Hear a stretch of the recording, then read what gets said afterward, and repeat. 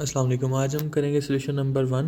Assignment I हुई है SOC 101 की। इसकी 30 तारीख है आखिरी और इसके मार्क्स हैं टोटल 20।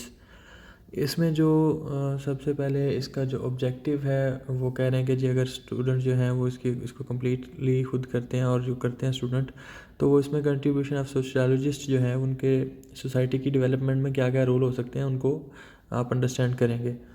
इसकी बैकग्राउंड लिखी हुई है। सॉरी मेरे थोड़ा सा फ्लू हुआ हुआ है तो इस वजह से शायद आपको आवाज़ थोड़ी सी डिफरेंट लगे। और बैकग्राउंड पढ़ लीजिएगा, मैं आपका ज़्यादा टाइम वेस्ट नहीं करूँगा।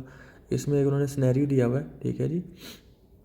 तो सिनेरियो से पहले वो सवाल कह रहे हैं कि following is the given a case study explaining the perspective role of sociologist, read it carefully and identify any 10 career of for sociology students in future in the given format. वो कहता है university of Multan has organised an orientation session of BS students who wanted to option sociology as a undergraduate program. ठीक है, इसमें हमने सबसे पहले एक चीज़ जो नोट करने वाली है वो ये करनी है कि जो अब सोशियोलॉजी के स्टूडेंट पास आउट करेंगे वो अंडर ग्रेजुएट होंगे, यानी बैचलर्स वाले स्टूडेंट्स होंगे। ठीक है जी।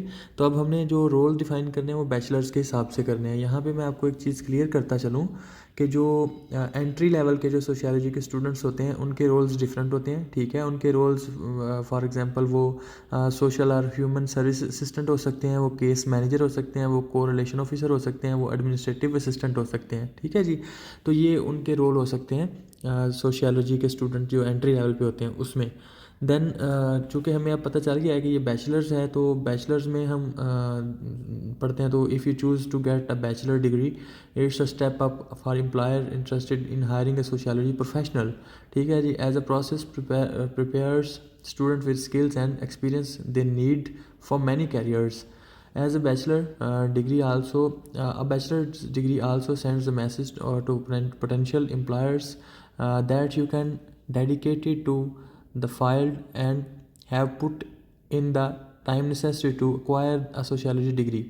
ठीक है जी। तो इसमें 120 क्रेडिट आवर्स होते हैं जो बैचलर्स के होते हैं। ठीक है, उसमें अब जो कैरियर जो बैचलर्स वाला है वो सिलेक्ट कर सकता है। उसमें प्राइवेट कंसल्टिंग होती है, उसमें पेरोल और प्रोबेशन ऑफिसर होता है, उसमें हाई स्कूल टीचर होता है, उसमें हाउस कीपिंग मैनेजर होता है, उसमें सर्विस रिसर्चर होते हैं, उसमें कम्युनिटी आउटरीच कोऑर्डिनेटर हो सकते हैं, उसमें alcohol and drug addiction counsellor हो सकते हैं, सोशल सर्विसेज हो सकती हैं। इसमें आप अपनी NGO खोल सकते हैं।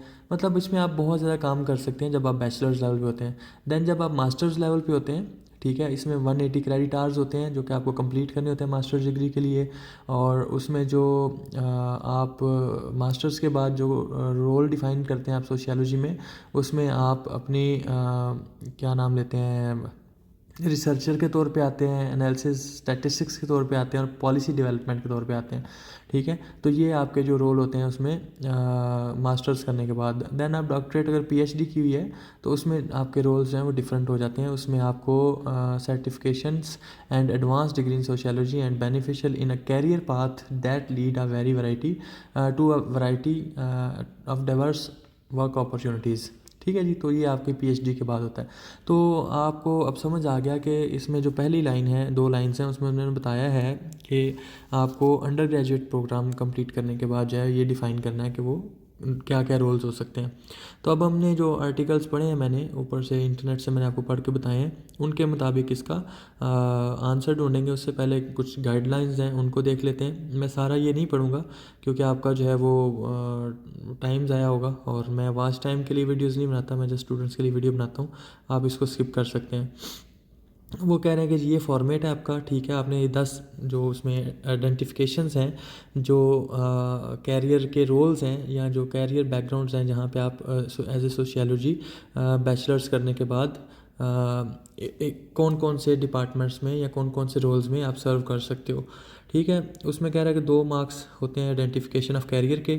ठीक है, तो अगर टोटल 10 है तो ये इसने गलत लिखा है 1/10, ये 2/10 होना था और ये 20 मार्क्स बनेंगे। कह रहा है कि जी 24 आवर्स एक्स्ट्रा पीरियड आपको पता है मिलता ही मिलता है। जो पुराने स्टूडेंट्स हैं, जो नए स्टूडेंट्स हैं, उनको मैं बता दूं कि 24 आवर्स एक्स्ट्रा ग्रेस पीरियड होता है। उसमें अगर कोई इंटरनेट अवेलेबिलिटी या कोई अनयूजुअल ऐसी कोई चीज़ हो जाती है तो उसकी वजह से आपको ये 24 आवर्स मिलते हैं। देन आ जाते हैं इंपॉर्टेंट इंस्ट्रक्शंस, उनको रीड कर लेते हैं। Please read the following instructions carefully before attempting the assignment solution. Make sure that you upload a solution file before the due date. ठीक है जी, वो 30 तारीख से पहले आप अपलोड कर दें। आप 31 को भी करते हैं तो वो 24 आवर्स का ग्रेस पीरियड आपके पास अवेलेबल है। उसके बाद कहता है जी फॉर्मेटिंग गाइडलाइंस। फॉर्मेटिंग में कहता है टाइम न्यू रोमन या एरियल। तो मैं जो अपनी असाइनमेंट्स बनाता था या जो भी मैंने सोल्यूशन अपलोड किया ये टाइम न्यू रोमन में ही है, और इसका जो फॉन्ट साइज़ है वो 12 ही है। और उसके बाद MS वर्ड में है, मैंने इसको PDF में कन्वर्ट किया हुआ है। अगर MS वर्ड में चाहिए तो वो भी मिल जाएगी, लेकिन आप खुद लिखेंगे तो बड़ा अच्छा होगा। Use black and blue. आप इसको जस्ट ब्लैक में लिखेंगे और आप इसकी जो अंडरलाइन फॉर्मेटिंग है वो ब्लू कर सकते हैं, लेकिन अगर वो भी ब्लैक ही रहे तो बेस्ट है। उसके बाद आ जाते हैं सोल्यूशन गाइडलाइन में। Every student will work individually. वो कह रहे हैं सारे स्टूडेंट जो है इंडिविजुअली वर्क करें, जो कि स्टूडेंट्स नहीं करते नॉर्मली, और फिर आप लोगों के जो प्लेजरिज्म की वजह से नंबर काटे जाते हैं। लेकिन ये आइडेंटिफिकेशन हैं, आप इसको ऊपर नीचे करके इधर उधर करके लिख सकते हैं। ठीक है, आइडेंटिफिकेशन में अब आप उसको डिफरेंट तो नहीं कर सकते, लेकिन थोड़ी सी वर्डिंग चेंज कर सकते हैं आप। और उसमें कह रहा है कि जी give the answer according to the question for acquiring the relevant knowledge, don't rely on handouts.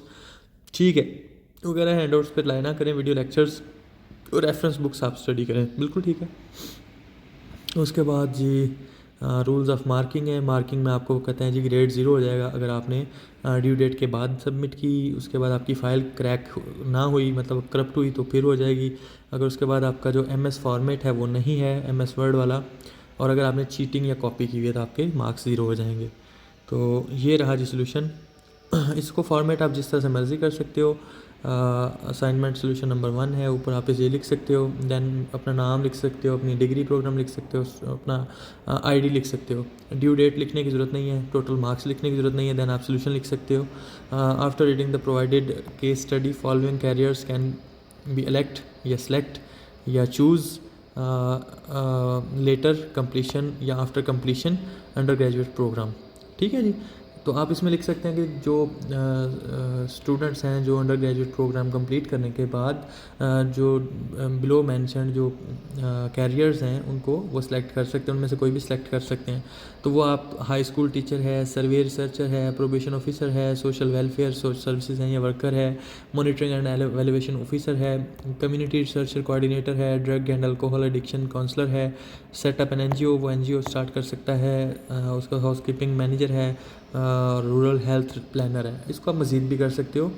आप इसमें बहुत ज़्यादा चीज़ें लिख सकते हैं। ठीक है, आप इसको, मैं नहीं कहता कि आप बिल्कुल यही लिखें, आप इसको थोड़ा सा और भी चेंज करके लिख सकते हैं। अगर आपको कुछ और इंटरनेट से मिलता है मटेरियल तो वो भी लिख सकते हैं। तो ये मेरे नॉलेज के मुताबिक बेस्ट पॉसिबल आंसर है इस क्वेश्चन का, इस असाइनमेंट का। अगर किसी को मतलब कुछ और लगे तो आप अपनी सोच के मुताबिक लिख सकते हैं, लेकिन मैंने एक सोल्यूशन देखा है यूट्यूब के ऊपर जिसमें उसने 16-17 पॉइंट्स दिए हैं और उसने कहा उसमें 10 जो सेलेक्ट करें आप। तो वो जो 16-17 हैं वो सारे उसने लिख दिए हैं। ठीक है, जो हैंडआउट्स में मिले थे या इंटरनेट से उसको मिले हैं तो उसने लिख दिए हैं। लेकिन आपने ये बात ज़रूर जहन में रखनी है कि आपने जो बैचलर्स डिग्री कंप्लीट करने के बाद जो कैरियर लेवल्स हैं आपने वो देखने हैं, क्योंकि मैंने आपको बताया कि एंट्री लेवल पे या जो FA FSC लेवल पे जब सोशियोलॉजी में आप जाते हैं तो वो आपका डिफरेंट जॉब रोल्स होते हैं। देन आप बैचलर्स में आते हैं तो आपके जॉब कैरियर्स जो हैं वो डिफरेंट होते हैं, मास्टर्स में जाके डिफरेंट होते हैं, एंड देन PhD में जाके, डॉक्टरेट में जाके डिफरेंट होते हैं। तो ये चीज़ आपने मद्देनज़र रखनी है, और इसको मद्देनज़र रखते हुए जो बैचलर्स के लिए बेस्ट पॉसिबल कैरियर्स हैं वो मैंने लिखे हैं। आप इनको मज़ीद और लिख सकते हैं देख के इंटरनेट से या कोई रिसर्च बुक्स देख के। तो ये हार्डली आपकी 10 से 15 मिनट की टोटल असाइनमेंट है, आप इसको बड़ा इजीली कर सकते हैं। और इसमें एक्सप्लेन करने की कोई ज़रूरत नहीं है, ना उन्होंने एक्सप्लेनेशन मांगी हुई है आपसे, और आप उन्होंने जस्ट इस फॉर्मेट में आपसे कहा है। तो ये आप देख लें, यही फॉर्मेट अगर आप करते हैं तो मेरा ख्याल है बेहतरीन है। तो नीचे जो ये है मेरा YouTube का चैनल है, आप इसको देख सकते हैं, और इस पर मज़ीद भी वीडियोज़ अपलोड होंगी। लेकिन अगर एक्चुअली मेरे पास टाइम कम होता है तो वीडियो अपलोड मैं दिन में करता हूँ, बना मैं रात को लेता हूँ, लेकिन वो फिर थोड़ा सा डिफरेंट होता है। तो आप इसको जो है वो असाइनमेंट को बनाएं, अल्लाह खैर करेगा, इंशाल्लाह अच्छे मार्क्स आएंगे। थैंक यू सो मच, बहुत शुक्रिया जी, अल्लाह हाफिज़।